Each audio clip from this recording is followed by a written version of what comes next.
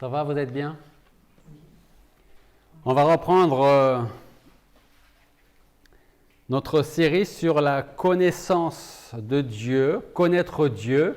Et nous avons vu deux premières prédications avec cette idée de ceux qui connaissent Dieu. Donc ceux qui connaissent Dieu sont censés être des gens qui vont agir.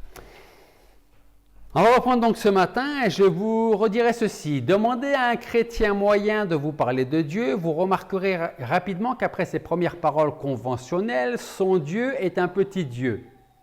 C'est un Dieu qui voudrait bien sauver le monde, mais il en est incapable. Il aimerait faire reculer le mal, mais il s'aperçoit que c'est au-delà de ses forces. Ce Dieu n'est pas le Dieu de la Bible. Parce que le Dieu de la Bible est fort, il est tout-puissant, rien n'arrive sans sa permission, ni même contrairement à ses plans.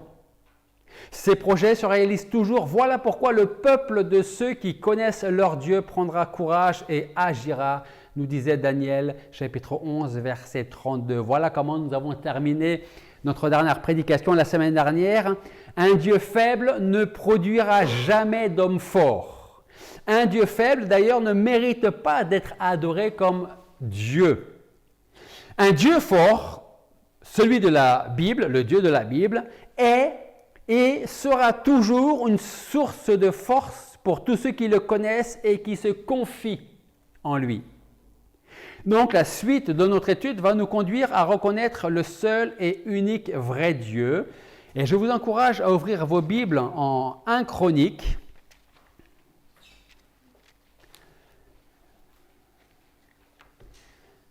1 Chronique, chapitre 29.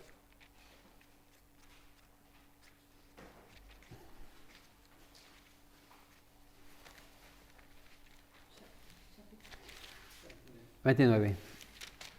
1 Chronique, chapitre 29. À partir du verset 10. Et c'est vrai que j'aime tout particulièrement ce passage qu'on va lire ce matin. 1 Chronique, chapitre 29, à partir du verset 10, et nous allons lire jusqu'au verset 16. Et on va le lire et on va étudier cela. Et je voudrais vraiment que vous gardiez ce passage pour vous, pour tous les jours qui vous restent à vivre sur cette vie. OK? 1 Chronique, chapitre 29, à partir du verset 10.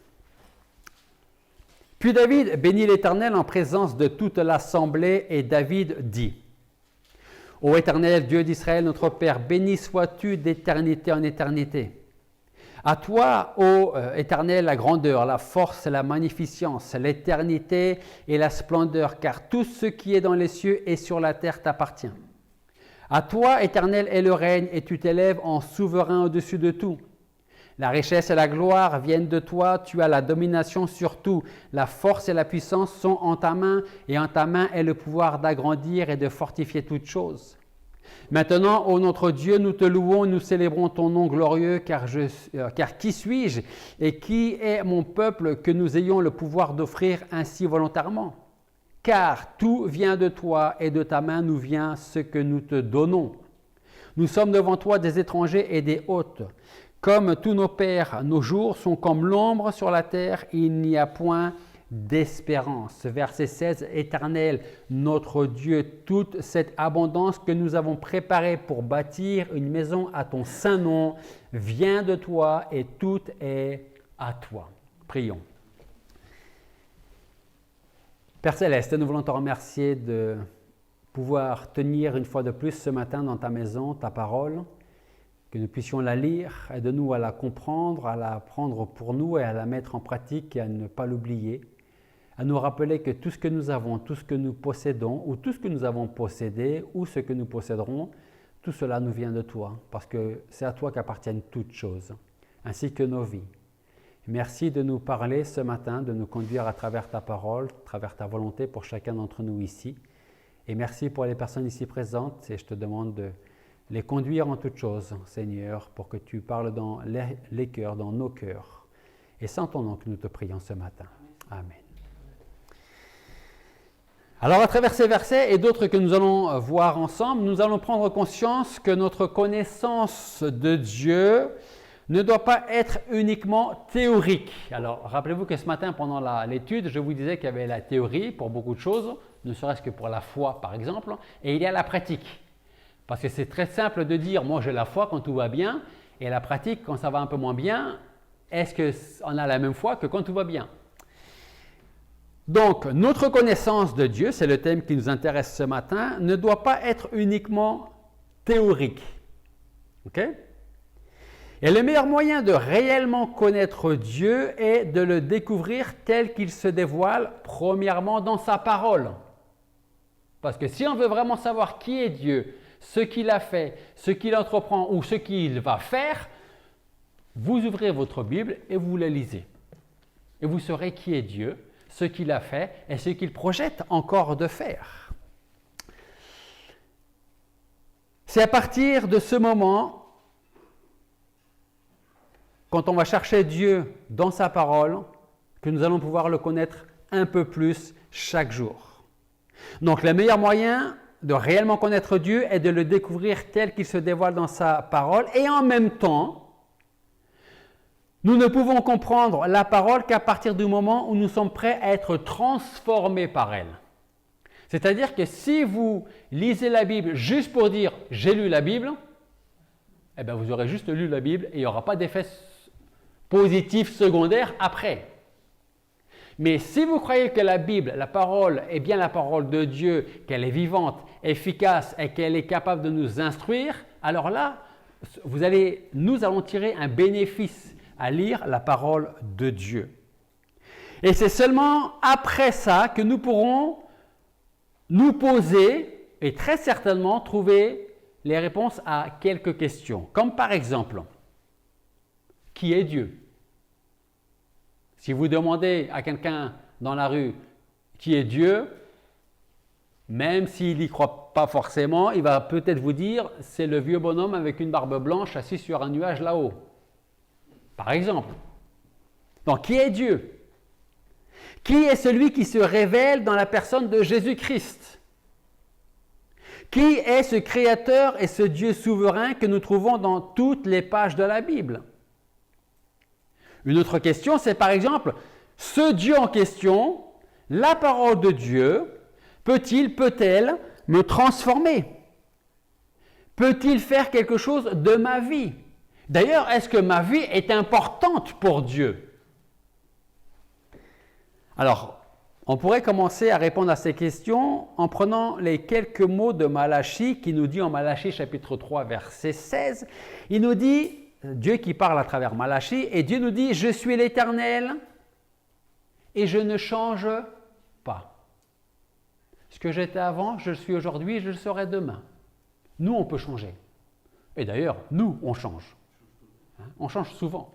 Dieu, lui, ne change pas. Il y a donc en Dieu des attributs que nous acceptons, mais que parfois on n'arrive pas à comprendre.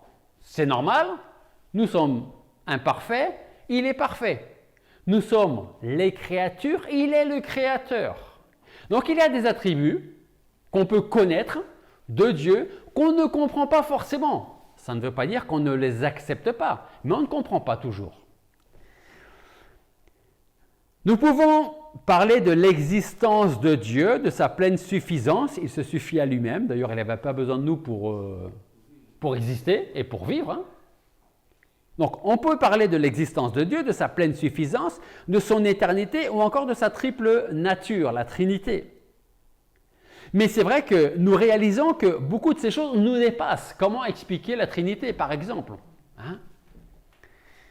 Mais ça, c'est normal parce que il est Dieu et nous ne le sommes pas. En tout cas, ce qu'il faut savoir, c'est que même si on ne comprend pas toujours comment et pourquoi Dieu agit d'une certaine manière, envers nous, envers l'Église, envers vous, ce qu'il faut retenir, c'est que ce Dieu qui est souverain est toujours prêt à ouvrir son cœur pour nous dévoiler sa vraie nature quand on recherche vraiment, quand on veut vraiment savoir qui il est et qu'est-ce qu'il fait. Alors, on va reprendre donc nos questions. Qui est Dieu? Qui est-il celui qui se révèle dans la personne de Jésus-Christ? Qui est ce Créateur et ce Dieu souverain qu'on trouve dans la Bible? Peut-il transformer ma vie? Peut-il faire quelque chose de ma vie? Est-ce que ma vie est importante pour lui? Alors, on va commencer par le commencement. Alors, je vous ai peut-être mis un petit peu sur la piste, mais quel doit être le tout premier attribut de Dieu, selon vous?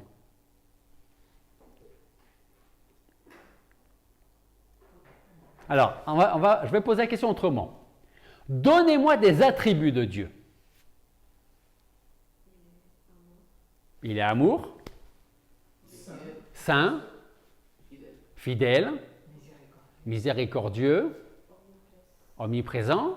On peut vous donner deux autres. Omniscient, omnipotent. Quoi d'autre? Juste. Il y en a d'autres, des attributs. Maintenant, vous en avez donné quelques-uns. Il y en a d'autres. Quel est, selon vous, celui qui doit avoir la première place? Quel devrait être le premier attribut de Dieu? Éternel. Éternel. Amour. Justice. Ah, je crois que j'ai entendu quelque chose qui me plaisait là. Puissance. Justice. Souverain. Il veut dire souverain. Je veux souverain. Je veux souverain. Pourquoi? Avant de vous répondre à la question pourquoi, des synonymes de la souveraineté. Autorité, pouvoir, puissance, domination, supériorité, tutelle, prestige, indépendance, suprématie, maîtrise, contrôle de toute chose. Ça, ce sont des synonymes de ce qu'est la souveraineté. D'accord? Maintenant, si nous ramenons la souveraineté à Dieu, nous comprendrons un peu mieux cette qualité, cet attribut de Dieu qu'est la souveraineté et pourquoi elle doit avoir la première place. Alors, selon vous, pourquoi la souveraineté devrait avoir la première place? Parce qu'il est au-dessus de tout. Parce qu'il est au-dessus de tout. Mais plus que ça encore. Pourquoi? Si on y réfléchit un instant, nous réaliserons que tous les autres attributs de Dieu ne sont rendus possibles que par sa souveraineté. Je m'explique. Si la première qualité, le premier attribut de Dieu était, par exemple, et vous l'avez mentionné, l'amour. Premier attribut, l'amour, et les autres en suivant. Eh bien, il se pourrait bien que Dieu soit à un moment donné dans l'incapacité d'aimer. Il se pourrait par exemple que Dieu aime, mais que Dieu n'étant pas souverain, certaines circonstances peuvent ou pourraient l'empêcher d'aimer. Alors, vous ne voyez pas, mais moi je vous vois, j'ai des yeux qui font ça. Pour ceux qui nous regardent, ils font comme ça les yeux. C'est-à-dire, qu'est-ce qu'il est en train de nous raconter? Je ne comprends pas. Je vais m'expliquer, vous allez voir. Je reprends cet exemple. Dieu aime, mais que n'étant pas souverain, certaines circonstances l'empêchent d'aimer. Vous m'avez dit justice. C'est la même chose. Dieu pourrait désirer établir la justice parmi les hommes, mais il n'en est pas capable parce qu'il n'est pas souverain. Donc ça veut dire que la justice pourrait être bafouée, et dans ce cas-là, plus de justice, mais plutôt l'injustice qui régnerait. La souveraineté de Dieu est donc le premier des attributs de Dieu. Il est souverain. C'est-à-dire qu'il n'y a rien, ni personne, qui peut aller à l'encontre de ce qu'il veut faire et de ce qu'il fera. Si Dieu était d'abord amour, s'il attendait que nous, on l'aime avant que lui nous aime, je pense que pour beaucoup d'ici, il attendait encore notre part. Pourquoi est-ce qu'on aime Dieu? Parce que c'est lui qui nous a aimé le premier.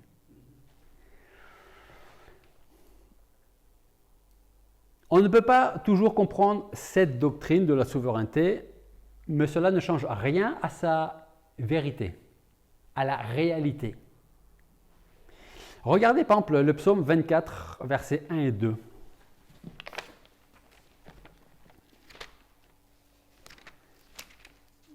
Psaume 24.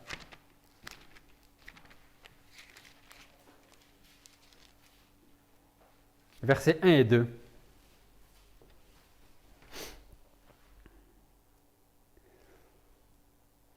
Qu'est-ce qu'il nous dit David? La terre appartient à l'Éternel et ce qu'elle contient, le monde et ceux qui l'habitent. car il l'a fondé au-dessus des mers et l'a affermi au-dessus des fleuves.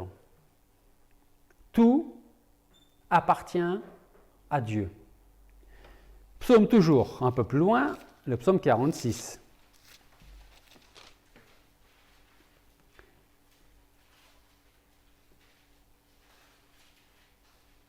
Psaume 46, verset 11.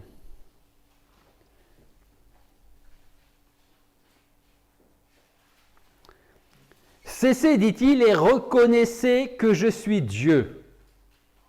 Je serai exalté parmi les nations, je serai exalté par toute la terre. Le psaume suivant, psaume 47, versets 8 et 9. Car Dieu est roi de toute la terre. Chantez le cantique. Dieu règne sur les nations. Dieu siège sur son trône saint. Ce que nous ferons de la souveraineté de Dieu est important car d'elle dépendra notre connaissance ou non de Dieu. Rappelez-vous un petit peu, c'est bien, vous étiez tous là pendant l'étude ce matin. Rappelez-vous ce problème qu'on peut rencontrer dans l'inquiétude. L'inquiétude ou la crainte commence à partir du moment où on oublie qui est Dieu, ce qu'il est capable de faire, ce qu'il a fait chez moi, dans ma vie, dans la vôtre, ce qu'il fait aujourd'hui et ce qu'il fera demain. La crainte, l'inquiétude commence quand on oublie qui est Dieu. Alors, je ne veux pas faire de publicité, mais peut-être que sur Cahors, vous avez vu les panneaux publicitaires. Il y en a un devant Leclerc et dans la rue. Et c'est pour une compagnie d'assurance. Je ne vous dirai même pas le nom parce que je ne sais plus. Et dessus, c'est marqué « À Cahors, nous savons sur qui nous pouvons compter ». Et il y a le nom de l'agent qui tient l'agence. Mais c'est intéressant. À Cahors, nous savons sur qui nous pouvons compter. Et il donne le prénom et le nom de l'agent qui tient cette agence d'assurance. Pourquoi est-ce qu'on ne ferait pas pareil avec Dieu? Dans ma vie, pas à Cahors, dans ma vie, je sais sur qui je peux compter. Sur le Dieu qui est souverain et qui fait ce qu'il veut, quand il veut, où il veut, avec qui il veut. En plus, c'est par cette souveraineté que nous recevons les bénédictions venant de Dieu. C'est-à-dire que la véritable connaissance de Dieu, nous la possédons seulement lorsque nous trouvons la vraie liberté. Et cette vraie liberté, nous la recevons lorsque nous laissons Dieu nous rendre semblables à ce qu'il veut que nous soyons, ou que nous ne soyons plus inquiets, par exemple, pour reprendre l'étude de ce matin. La notion de souveraineté de Dieu peut devenir pour nous une véritable source de grande bénédiction. Et on va en voir quelques-unes. En tout cas, voici la première, des sources de grande bénédiction. Savoir se rappeler que Dieu est souverain. Ça va nous donner, ça va engendrer quoi chez nous? Si nous n'acceptons pas et n'aimons pas cette vérité concernant la souveraineté de Dieu, alors on ne peut pas dire que nous connaissons réellement Dieu. Si pour nous, Dieu n'est pas complètement souverain, on ne peut pas dire que nous connaissons Dieu. Parce que à quoi ressemblerait notre Dieu s'il était régulièrement mis en échec par les plans des hommes ou de Satan? Quel Dieu aurions-nous si nous pouvions limiter ses desseins, ses plans envers nous? Si nous pouvions limiter ses interventions dans notre vie et notre soi-disant libre arbitre? Aujourd'hui, dans notre société, on aime parler du libre arbitre. Je suis libre de faire ce que je veux, où je veux, quand je veux, de penser ce que je veux. Le libre arbitre. Okay? Mais devant Dieu, il n'y a pas de libre arbitre. Et selon la Bible, il n'y a pas de libre arbitre. Selon la Bible, ou tu es avec Dieu, ou tu es contre Dieu. Ou tu es pécheur, ou tu es sauvé. Il n'y a pas d'entre-deux. Il n'y a pas de libre arbitre. Parce que le libre arbitre, ça voudrait dire, moi je vis en Seigneur quand j'ai envie. Sauf que ma nature pécheresse ne me laissera jamais m'approcher de Dieu parce que je ne veux pas de lui.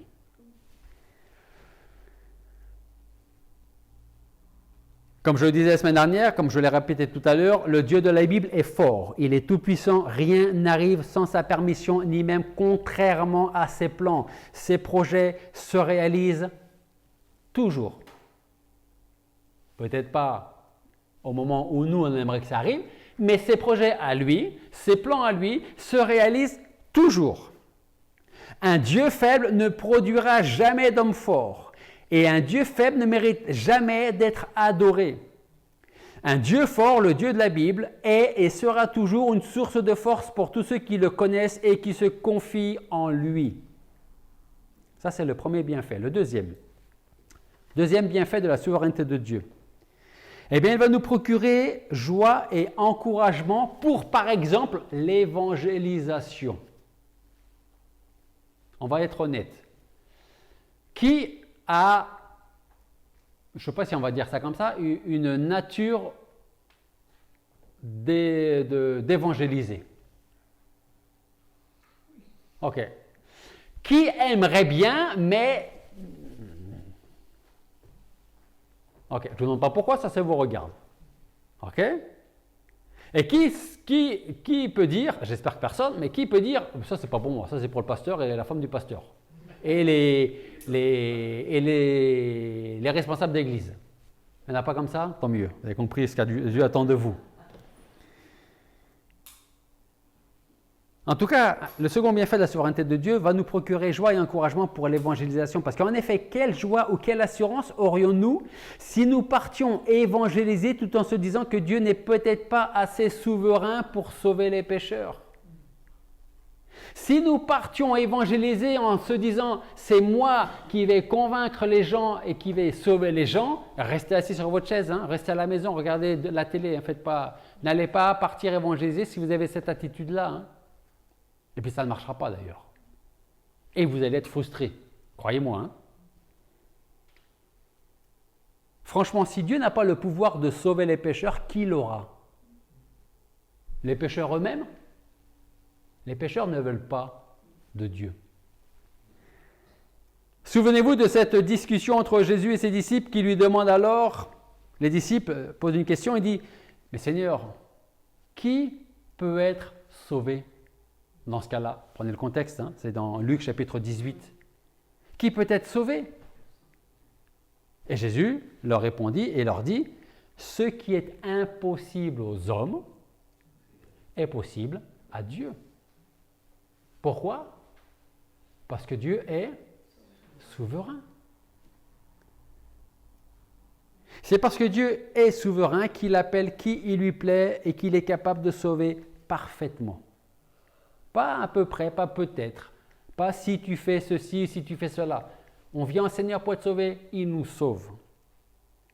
Voilà pourquoi nous pouvons être assurés que Dieu peut se servir de nous et de notre témoignage pour sauver le pécheur par pure grâce, même le pire des pécheurs. Troisième bienfait de la souveraineté de Dieu. Et ça rejoint un petit peu l'étude de ce matin entre l'inquiétude et la frustration. Troisième bienfait de la souveraineté de Dieu, c'est le sentiment profond de sécurité. Je suis en pleine sécurité. Je suis, pour employer les termes à la mode, je suis zen. Pourquoi? Parce que Dieu est souverain. Et qu'il ne peut rien m'arriver si Dieu ne le permet pas. Et s'il m'arrive quelque chose, c'est que Dieu l'a permis. Pourquoi m'en inquiéter? Je rappelle qu'il y a la théorie et il y a la pratique. Hein. Si nous regardons à nous-mêmes, on risque de trouver incertitude et insécurité. Mais si nous regardons à la force et à la tranquillité que nous procure la souveraineté, nous serons forts et confiants en l'avenir. On a lu Romains chapitre 8, verset 28 à l'étude, si vous vous rappelez. On va retourner dans Romains chapitre 8.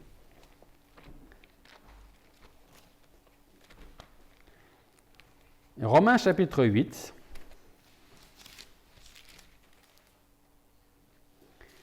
Et on va lire à partir du verset 31.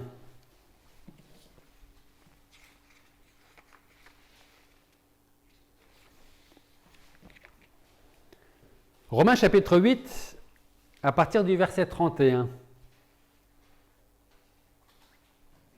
Qu'est-ce que nous lisons? C'est Paul qui parle et il dit « Que dirons-nous donc sur cela? Si Dieu est pour nous, qui sera contre nous? Lui qui n'a point épargné son propre Fils, mais qui l'a livré pour nous tous, comment ne nous donnera-t-il point toutes choses avec lui? Qui accusera les élus de Dieu? Dieu est celui qui les justifie. Qui les condamnera? Christ est mort et de plus, il est ressuscité. Il est même assis à la droite de Dieu. Il intercède aussi pour nous. Qui nous séparera de l'amour de Christ? L'affliction, l'angoisse, la persécution, la faim, la nudité, le péril ou l'épée? Selon qu'il est écrit, nous sommes livrés à la mort tous les jours à cause de toi, et nous sommes regardés comme des brebis destinées à la tuerie.